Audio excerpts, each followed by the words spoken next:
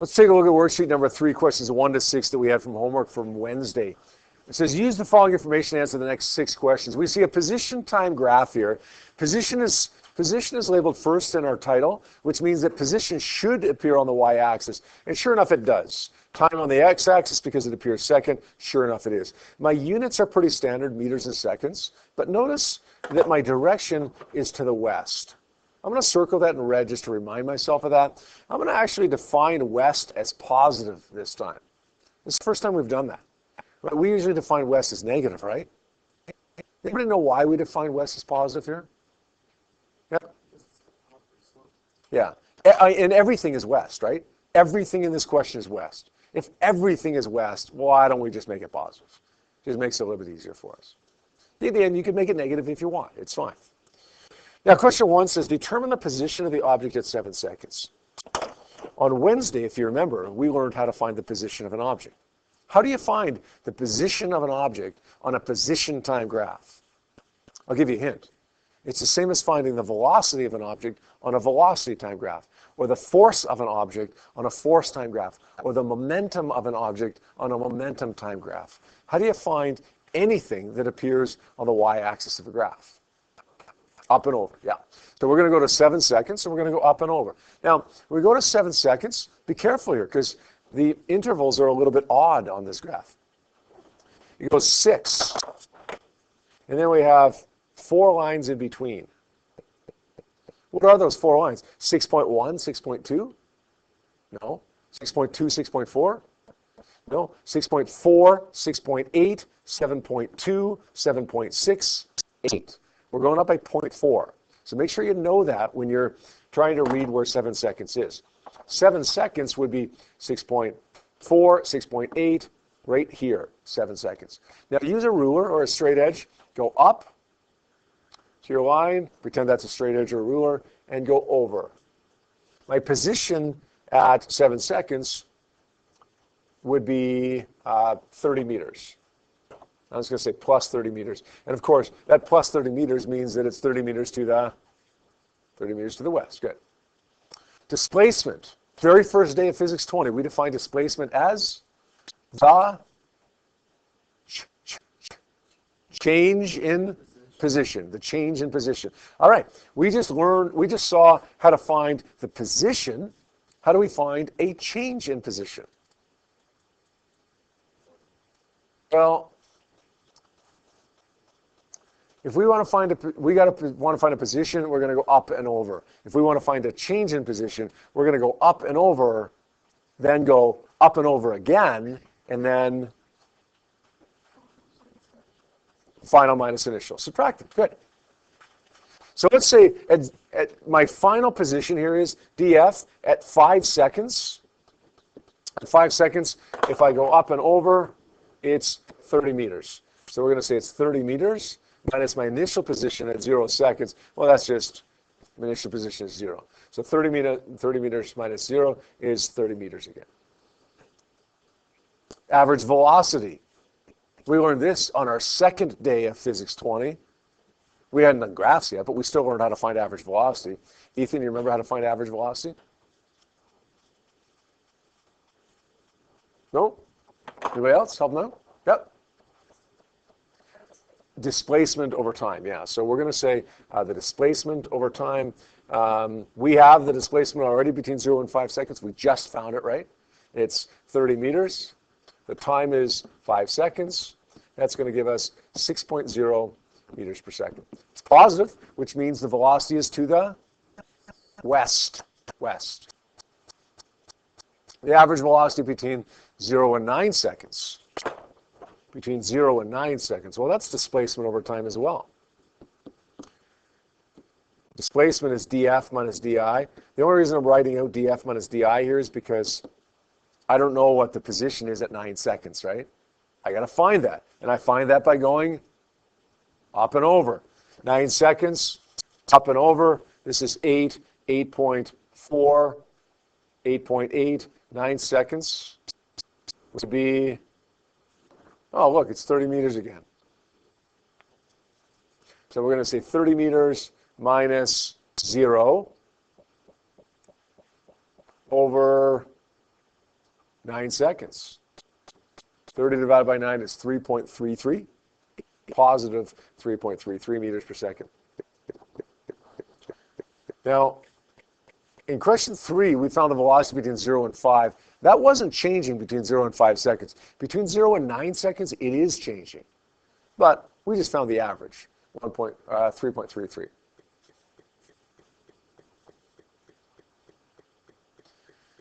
All right, what about the instantaneous velocity of an object at 3 seconds? Instantaneous. Instantaneous. What does that mean? Instantaneous. It's a big word. Yep. Yeah, the velocity at that one time. Now, what a lot of people will do on this is go to 3 seconds. You want to find the instantaneous velocity at 3 seconds. They'll go to 3 seconds, and they'll take whatever position that is and divide it by 3. Position over time. That's wrong. Velocity is never position over time. Velocity is displacement over time, right? Not position over time. You don't need to do that anyways. We know the velocity between 0 and 5 seconds. It's the same here as it is here, as it is here, as it is here, everywhere. What is the velocity between 0 and 5 seconds? 6, isn't it? Well, then what's the velocity anywhere along that straight line? 6. It's just 6. Just read it off of what you already did. 6.0 meters per second. And finally, the instantaneous velocity at 8 seconds. At 8 seconds. We can't just say 3.33 because it's changing here, right? That was the average over the whole time, and it's not the same over the whole time. But this is easy too. What's the velocity at 8 seconds? Yeah? Yes. How do you know that? Yep. If you have a straight horizontal line, we learned on Wednesday when we looked at the shapes of the graphs that the object was stopped, right? And if the object is stopped anywhere along here, then its velocity is 0. So we're going to say question 6 there, the instantaneous velocity at 8 seconds is 0 meters per second. Does that make sense? Have a look at example number 6 now in your notes package. This one's a little bit different. This is a position time graph. Position is on the y-axis, time is on the x-axis, as it should be. Everything seems to be plotted correctly. But I've got data points here, like I did in my lab that I did yesterday.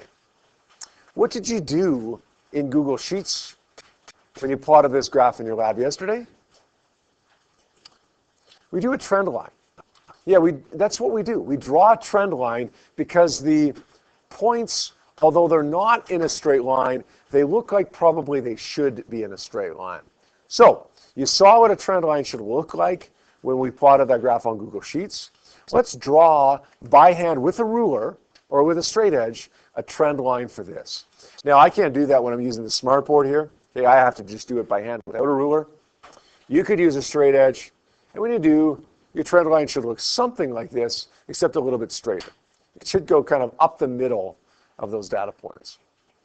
Now, to find the velocity of the average velocity, to find the average velocity of the object experiencing this motion, you could find the slope of this trend line. You could take 2 points on the trend line and find the slope of that trend line using rise over run or delta y over delta x. I'm going to suggest to you that you should not do it that way. We used to do it that way, but we have better ways of doing things now. This is the 21st century. We can do this electronically now and get a better number than what we just did. Here's why. One person may draw a trend line that looks really good. The next person may draw a trend line that looks really good. But they're not exactly the same. When you find the slope of the first line, you're going to get one value. When you find the slope of the second line, you're going to get a slightly different value, right? Whose is better? Well, sometimes it's difficult to tell by looking at it. Make sense? We can do this, finding the slope of the line, like we did okay, with our perfect straight lines. But there's also another way to do it with your calculator. Follow along with me, please, on this. What I want to do here now is use a function, a stat function on my calculator, not to plot the graph for me, but to spit out statistics, stats. That's why it's called the stat function, because it's going to spit out stats for me. The slope and the y-intercept. It's going to do what Google Sheets did for me yesterday, except I'm not going to be on a test. I'm not going to be able to plot it in Google Sheets, right? I'm going to have to use my calculator. So here's what I want to do. I want to identify the ordered pairs here. Do you guys remember what an ordered pair is? It's the data points here, right? If I look at this first data point, okay, the first data point, the x coordinate there is 0.8. And the y coordinate there is 2. The second one, the x coordinate is 1.8. And the y coordinate is 4. Does that make sense? I want to identify the ordered pairs. Now, if you're lucky, you'll have a data table given to you, and then you'll just use you'll be given the ordered pairs, right, already if you have a data table given to you. If not, then go through it like this and identify all the ordered pairs. 2.8 and 6, 3.7 and 8.5. Next one is 4.8 and 9.5. The next one is 5.7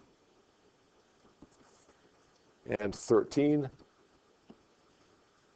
And the next one is 7.2 and 14. So identify all of those ordered pairs.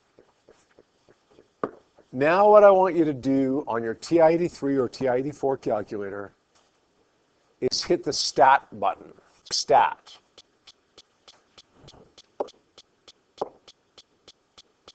When you hit the stat button, there should be 3 options that come up: edit, calc, and tests. You want edit, just the default option. Stat, edit. Hit enter. So stat function, edit, enter. Now, in all likelihood, you're going to have a completely blank data table here. If you don't have a blank data table there, let's say you got numbers in it, then just go to the top of the column, the heading of the column, press the clear button, and then press the down button, and then it'll clear that column for you. Now what I want to do is enter all of my ordered pairs in here. Okay, everybody's going to do this. Right, Ender? Everybody's going to do this. I want to enter my x's first. So my x's are 0.8, 1.8, 2.8, 3.7, 4.8, 5.7, and 7.2. Those are all my x's. Then I want to go back and enter all my y's in my second column. 2, 4, 6, 8.5, 9.5, 13, and 14. You should go back and check your ordered pairs to make sure they're all correct. In this case, they are all correct. So there's my table. There's my data table that I've created from my graph. Again, if you're given a data table already, in addition to the graph, perfect. That's much less work for you. All right, now that we've got our data table in there, now I want to hit stat again. So it's always stat edit, enter your data, then it's stat again, but this time it's stat calc. So scroll over one. Stat edit, then it's stat calc. But it's not stat calc 1, it was edit 1, it's stat calc 4. Linear regression, it says, AX plus B. Now, if you have a TI-83 calculator, like this one is up on the board, you're going to press enter 2 times. If you have an 84 calculator, then you're going to hit enter 4 times. Doesn't matter, just keep hitting enter until the answer comes up. Press enter again. Look at this. It tells me my equation AX plus B, we always go MX plus B, right? But AX plus B is the same thing. A is 1.97, B is 0.62. What's the slope of this graph? 1.97. The slope is 1.97 meters per second. That would be the average velocity, 1.97 meters per second. And the y-intercept would be 0.616.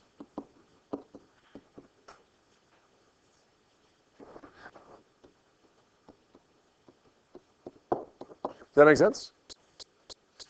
Just one quick question, and then I'll answer yours, okay? This y-intercept doesn't really matter to us here, that it's 0.616, but what would it mean? Let's think about this. What would the y-intercept mean? It goes through the y-axis at 0.616. What does it represent? Yes, that's the initial position, the position at where it starts. Exactly. Good. Question? Yeah. Yeah, now that's a good question. If you have a data table, you're going to have the exact numbers, right? Sometimes when you're identifying the order of pairs, you're going to be off by a tiny little bit. Like maybe I got 5.7 for this, and maybe somebody else got. I think I meant 5.5 actually for that, but you say, let's say you say 5.7 instead of 5.5. You might be off a tiniest little bit. The beauty of this method though is that you can be off the tiniest little bit on a couple of points, and you're still going to be fine. You're still going to be fine. It only becomes a problem if instead of making that 4.8, you made it 5.3. Well, you're not going to be that far off of it, right? 4.8, oh, I thought it was 4.9. You're probably going to be okay. You make it 5.3, maybe not now. Does that make sense? So I wouldn't worry about that at all. As long as you're, within a reasonable degree of certainty, you're going to get the right answer for that. Okay, here's your homework for the break. Besides, of course, your lab that is due on Tuesday, right? The following is due on Monday. I want you to do question number, on the worksheet number 3 that we were working on for today, I want you to do questions 7 through 10. That's on a graph like we're used to seeing. We saw that on Wednesday. We corrected some homework on that earlier today. In addition to that, I want you to do question 11, which is similar to what we just did. So we're looking at questions 7 through 11 due on Monday after the break.